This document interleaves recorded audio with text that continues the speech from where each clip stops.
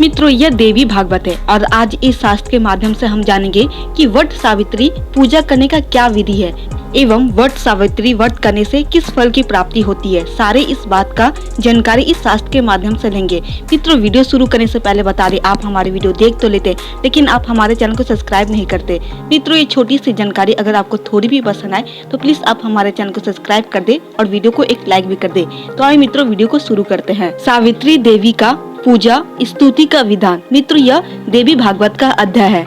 नारद जी ने कहा, भगवान अमृत की तुलना करने वाली तुलसी की कथा मैंने सुन चुका।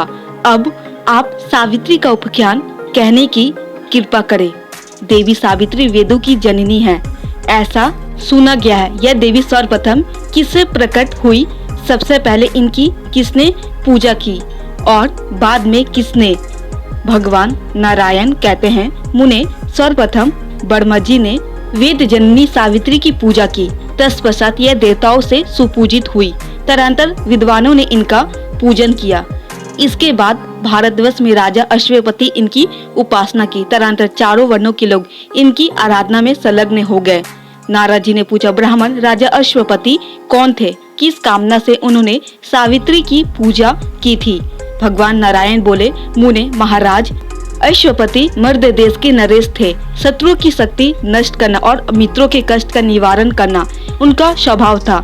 उनकी रानी का नाम मालती था। धर्मों का पालन करने वाली वह महारानी राजा के साथ इस प्रकार शोभा पाती थी जैसे लक्ष्मी भगवान विष्णु के साथ। नारद, उन्हें कोई संतान नहीं थी, अतः रानी ने वशिष्ठ जी के आदेश से भक्ति पूर्वक भगवती सावित्री की आराधना की, परंतु उसे देवी की ओर से ना तो कोई संकेत मिला, ना देवी से साक्षात दर्शन ही दिए। अतः कष्ट का अनुभव करती हुई दुख से घबराकर वह घर चली गई। राजा अश्वपति ने उसे दुखी देखकर नीतिपूर्ण वचनों द्वारा समझाया और स्वयं भक्ति पूर्वक वे सावित्री की तपस्या के लिए पुष्कर क्षेत्र में चले गए। वहां रहकर इंद्रों को वश में करके उन्होंने बड़ी तपस्या की। तब भगवती सावित्री के दर्शन तो नहीं हुई, किंतु कुछ उपदेश प्राप्त हुए। महाराज अश्वपति को आकाशवाणी सुनाई दी।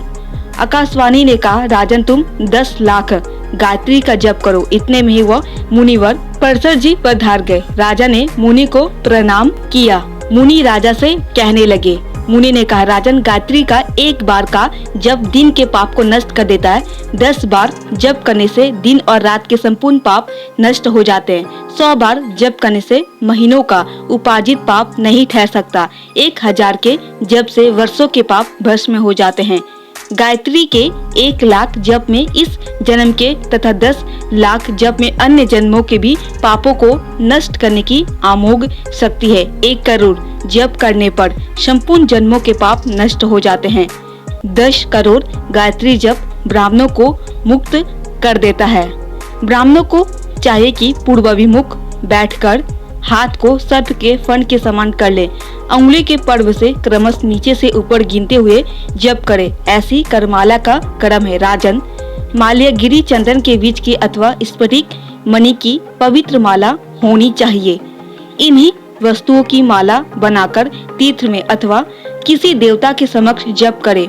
पीपल अथवा कमल के पत्र पर संयम पूर्वक माला को रखकर गोरोचन से अनुलिपित करे। फिर गायत्री जप करके विद्वान पुरुष माला को स्नान करावे।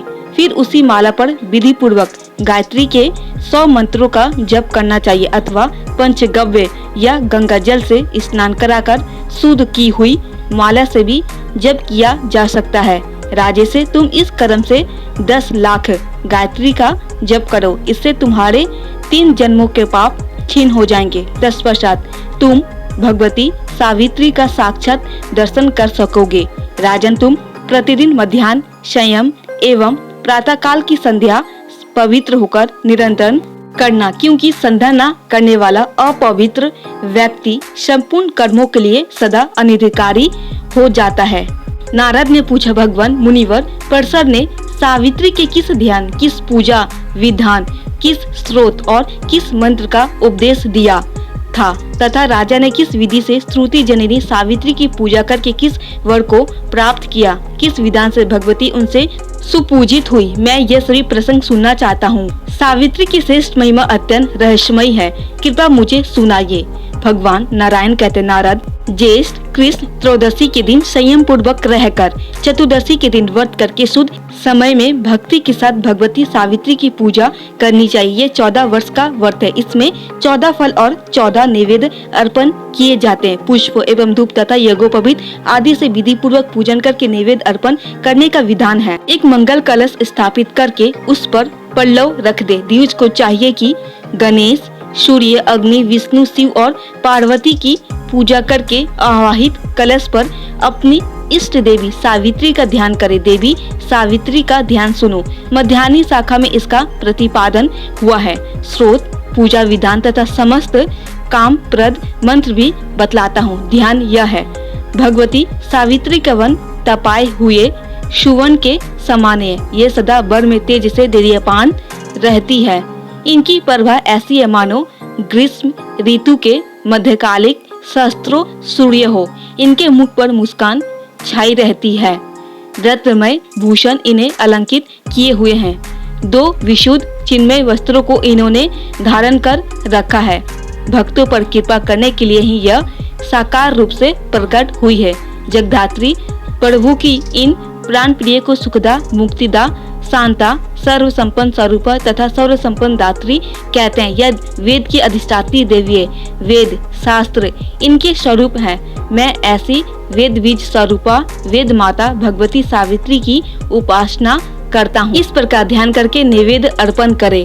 फिर श्रद्धा के साथ कलश के ऊपर भगवती सावित्री का आह्वान करे। वेदोक्त मंत्रों का उच्चारण करते हुए 16 प्रकार के उपचारों से भगवती की पूजा करे। विधि पूर्वक पूजा और स्तुति संपन्न हो जाने पर देवेश्वरी सावित्री को प्रणाम करे। आसन, पाग, आराध्य, स्नान, अनुलेपन, धूप, दीप, नैवेद्य, तांबूल, शीतल जल, वस्त्र, भूषण, माला, चंदन, आचमन और मनोहर सैया यह देने योग्य 16 उपचार है। विद्वान पुरुष इन द्रव्य को मूल मंत्र से भगवती सावित्री के लिए अर्पण करके स्रोत पढ़े। तदनंतर भक्ति पूर्वक ब्राह्मण को दक्षिणा दे। सावित्री इस शब्द में चतुर्थी विभक्ति लगाकर अंत में स्वाहा शब्द का प्रयोग होना चाहिए। इसके पूर्व लक्ष्मी, माया और काम बीज का उच्चारण हो। यही ओम ह्रीम क्लीम श्रीम सावित्री स्वाहा यह अष्टाक्षर मंत्र कहा गया है। भगवती सावित्री का संपूर्ण कामनाओं को प्रदान करने वाला स्रोत मध्यदानी शाखा में इस प्रकार स्तुति करके जगदात्रा वर्मा जी वहीं सभा भवन में ही विराजमान हो गए। तब सावित्री उनके साथ ब्रह्मलोक में जाने के लिए प्रस्तुत हो गई। मुने इसी स्रोत राज्य से राजा अश्वपति ने भगवती सावित्री की स्तुति की थी।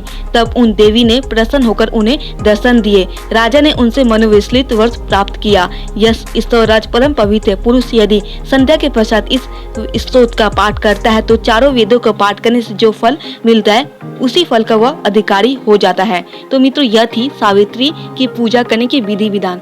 मित्रों, उम्मीद करते हैं कि छोटी सी ज्ञानवर्धक वीडियो आपको जरूर पसंद आई होगी।